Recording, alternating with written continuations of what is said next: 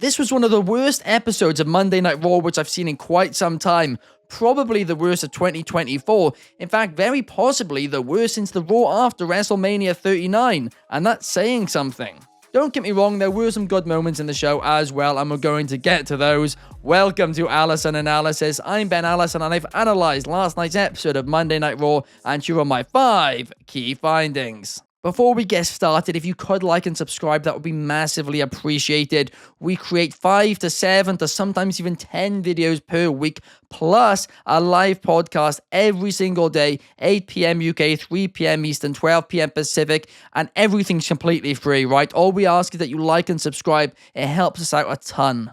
Also comment too, because we love seeing your comments. We love showing your comments. On our live stream every day, we show tons of comments because here at Wrestling Republic, the fans' voice matters. But now let's get into Raw. Firstly, let's start with a positive, shall we? In at number 5, the War Raiders are back. After over a year of being out as a tag team, they finally reunited last night. And not only that, but they've gotten rid of the Viking Raiders name and they brought back the War Raiders. Now, personally, if I'm going to be honest here, I didn't have much of a problem with the Viking Raiders name. I mean, the Viking Experience name absolutely sucked. But the Viking Raiders, that was fine. The name was fine for me. But the War Raiders, there's no denying that's a bit better. I've missed them wrestling as a tag team so much. I remember the first time I saw them wrestle was in New Japan, actually, in I think 2015. And I thought to myself, these guys are flipping awesome. And they came to NXT and they tore it up. But unfortunately on the main roster,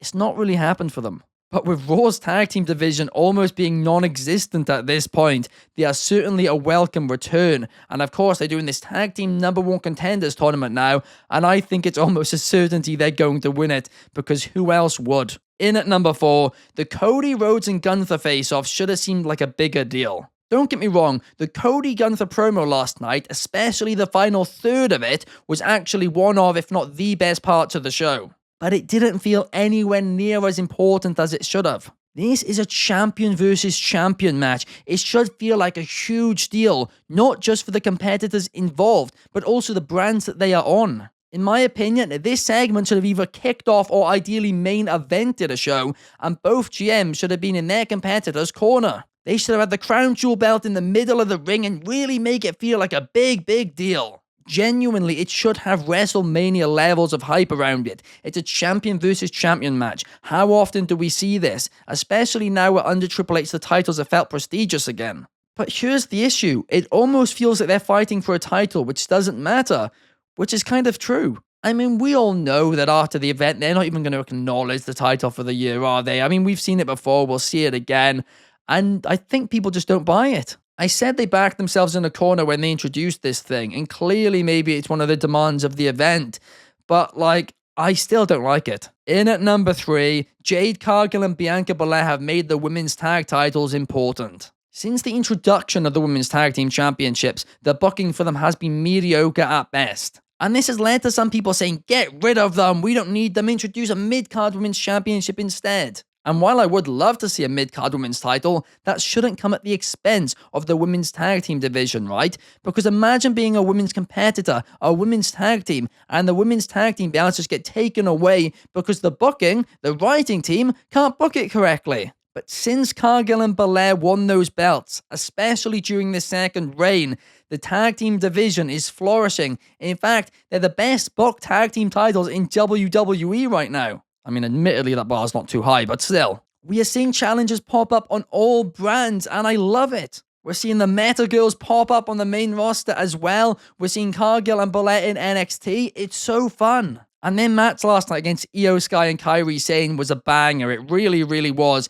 Admittedly, a lot of the early parts of the match were in the commercial break, but as soon as they got back from it, well, these ladies were killing it. They made the most out of every single second they had. In at number 2, I fear that the Bloodline are going to cost Jey Uso the IC title next week. It's clear that something is going to happen that's going to make Jey decide to side with Roman Reigns and Jimmy Uso despite their past issues, and I have a feeling Solo's Bloodline costing him is going to be what it is. But it would make no sense. If they had costed Jey Uso the title a few weeks back when he was challenging Bron Breakker the first time round, well, it would have made perfect sense. Their standpoint could be, well, if you're not siding with Solo, nobody in the family can win the title. But the fact is they didn't. He won the title and they didn't do anything. But now if they did it, it would make even less sense because it is already clear that Reigns and Jimmy Uso are trying to recruit Jey, so why would they give Jey a reason to assist them? Hopefully this doesn't happen and it turns out I'm overthinking it, but I'm really worried I'm not.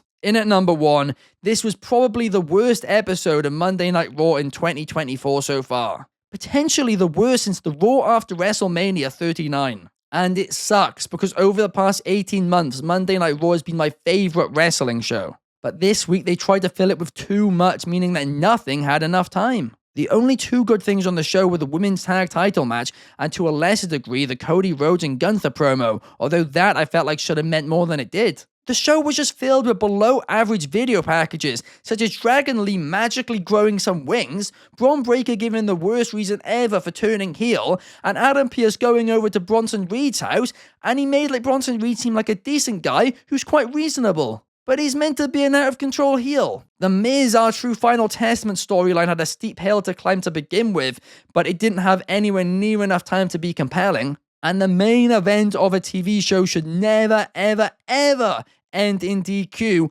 unless it's a big angle, which last night wasn't. Changing a show suddenly out of nowhere from 3 hours to 2 hours is always going to be incredibly hard, and the past couple of weeks have shown that. Suddenly, the storylines which are ongoing have a lot less time. Suddenly, the roster is too big for the show. And I understand that WWE probably didn't have too much control about this. This was probably more of a USA Network move.